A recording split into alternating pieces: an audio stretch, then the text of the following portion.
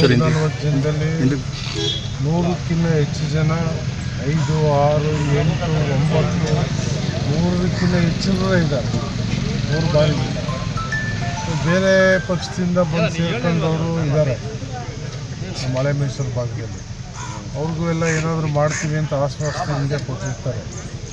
ಇಂಥ ಸಂದರ್ಭದಲ್ಲಿ ನಮ್ಮ ಕೊಡಿ ಅಂತ ನಾವು ಕೇಳೋದು. ನೀವೇನಾದರೂ ಪ್ರಯತ್ನ ಮಾಡ್ತಾ ಇದ್ದೀರಾ? ಹಾಗೆ ಹೊಸಬರಿಗೆ ಅವಕಾಶ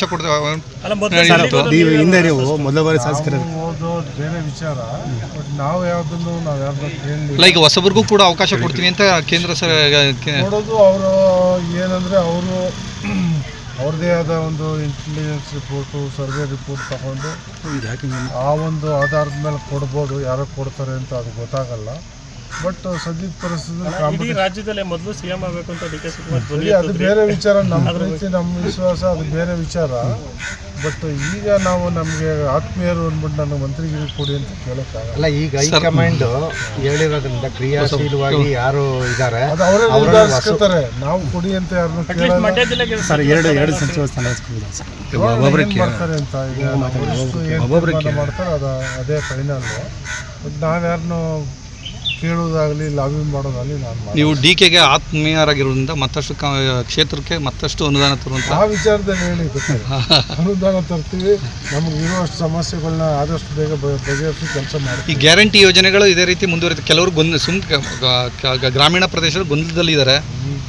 ಯಾಕೆ ಯಾರಿಗೇನು ತೊಂದರೆ ಆಗಿದೆ? ವಿದ್ಯುತ್ ಶಕ್ತಿ ಬಿಲ್ಲು ಯಾರು ಏನು ಕಟ್ತಿಲ್ಲ, ಬಸ್ಗೆ ಯಾರು ದುಡ್ಡು ಕೊಡ್ತಿಲ್ಲ. 2,000 ರೂಪಾಯಿ ಅಕೌಂಟಿಗೆ ಬರ್ತಾನೆ ಇದೆ. ಅಕ್ಕಿ ಕೊಡ್ತಾನೆ ಇದ್ದೀವಿ.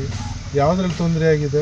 ಗವಿಮಠ ಸ್ವಾಮೀಜಿ ಇದು ಸರ್ಕಾರ ಎಲ್ಲ ಲೂಟಿ ಮಾಡಿ ಈಗ ಡಿ ಕೆ ಶಿವಕುಮಾರ್ ಕೈ ಕೊಡ್ತಾವ್ರೆ ಅಂತ ಹೇಳೋರಿಗೆ, ಅಪವಾದ ಮಾಡೋರಿಗೆ, ಆರೋಪ ಮಾಡೋರಿಗೆ ನಾವೇನು ಮಾಡೋಕ್ಕಾಗಲ್ಲ. ಕೆಲವು ಅದಕ್ಕೆ ಅಂತ ಹುಟ್ಟಿರ್ತಾರೆ, ಆರೋಪಗಳು ಮಾಡ್ತಾರೆ. ವಿರೋಧ ಪಕ್ಷದವರು ಆರೋಪ ಮಾಡೋಕ್ಕೆ ಇರೋದು. ಸುಮ್ಮನೆ ಆರೋಪ ಮಾಡ್ತಾರೆ. ಇಷ್ಟು ದಿವಸ ಸಿದ್ದರಾಮಯ್ಯನವ್ರ ಮೇಲೆ ಅಲಿಗೇಷನ್ ಮಾಡ್ತಿದ್ರು. ಸಿದ್ದರಾಮಯ್ಯ ಇಳಿಸ್ಬಿಟ್ರು, ಅವ್ರಿಗೆ ಅನ್ಯಾಯ ಮಾಡಿಬಿಟ್ರು, ಹಿಂದುಳಿದವ್ರಿಗೆ ಅಂತ ಸ್ಟೇಟ್ಮೆಂಟ್ ಕೊಡ್ತಾರೆ. ಅವ್ರಿಗೆ ನಾಚಿಕೆನೂ ಇಲ್ಲ, ಮರ್ಯಾದೆನೂ ಇಲ್ಲ. ಹಿಂಗೂ ನಾಲ್ಕು ತಿರುಗ್ತದೆ, ಹಿಂಗೂ ತಿರುಗ್ತದೆ. ಏನು ಮಾಡ್ಬೇಕು? ಕೆಪಿಸಿಸಿ ಅಧ್ಯಕ್ಷ ಸ್ಥಾನಕ್ಕೆ ಪೈಪೋಟಿ ನಡೀತದೆ. ಪೈಪೋಟಿ ಅಂತೇನಿಲ್ಲ, ವರಿಷ್ಠರು ತೀರ್ಮಾನ ಮಾಡ್ತಾರೆ. ಅದು ಕೂಡ ಅಂತಿಮ ಆಗ್ತದೆ ಸದ್ಯದಲ್ಲಿ. ಸರ್, ತಡರಾತ್ರಿ ಡಿ ಕೆ ಶಿವಕುಮಾರ್ ಮಂಡ್ಯ ಜಿಲ್ಲೆಯ ಶಾಸಕರು ಸಭೆ ಮಾಡಿದ್ದಾರೆ. ಏನೇನು ಚರ್ಚೆ ಆಗಿದೆ ಸರ್? ಸಭೆ ಅಂತೇನಿಲ್ಲ. ಅದು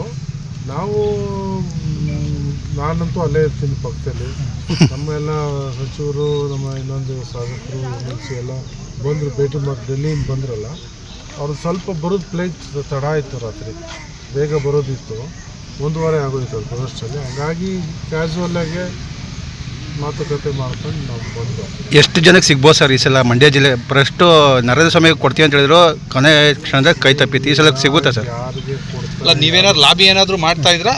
ನಾನು ಲಾಬಿನೂ ಮಾಡಲ್ಲ, ನಾನು ಕೇಳೋದು ಇಲ್ಲ. ನನಗೆ ಅಂಥ ಆಸೆನೂ ಇಲ್ಲ. 2 ಸೀಟ್ ಸಿಗ್ಬೋದಾ ಸರ್? ಈಗ ಎಷ್ಟು ಜನಕ್ಕೆ ಸಿಗ್ಬೋದು ಮಂಡ್ಯ ಜಿಲ್ಲೆಯಿಂದ ಪ್ರಾತಿನಿಧ್ಯ? ಎಷ್ಟು ಜನ? ಒಬ್ರಿಗಂತೂ ಸಿಗುತ್ತೆ. 2 ಸಿಕ್ಕಿದ್ರೆ ಲಕ್ಕು. ಬೆಂಬಲಿಗರು ಹೋಗಿ ಲಾಬಿ ಮಾಡಿದ್ರೆ ಸಿಗ್ಬೋದು ಸರ್.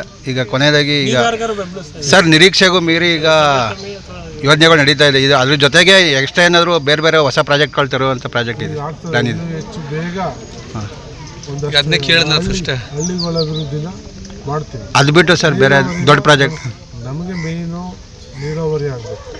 ಮೇಯ್ನ್ ರೈತರಿಗೆ, ನಮ್ಮಲ್ಲಿರೋದೆಲ್ಲ ರೈತರಿಗೆ ನೀರಿನ ಸಮಸ್ಯೆಯಿಂದ ಪಾರು ಮಾಡಬೇಕು. ಅದೊಂದು ನಮ್ಮ ಟಾರ್ಗೆಟು. ಮತ್ತು ಹಳ್ಳಿಗಳಲ್ಲಿ ಗ್ರಾಮದ ಪರಿಮಿತಿಯಲ್ಲಿ ರಸ್ತೆ ಡ್ರೈನ್ಗಳು ಸರಿ ಇಲ್ಲ. ಒಂದಷ್ಟು ನಾವು ಮಾಡ್ತಾಯಿದ್ದೀವಿ. ಇನ್ನೂ ಆದಷ್ಟನ್ನು 90 ಭಾಗ ಎಲ್ಲವನ್ನು ಸರಿ ಮಾಡೋ ಪ್ರಯತ್ನ ಮಾಡ್ತೀವಿ.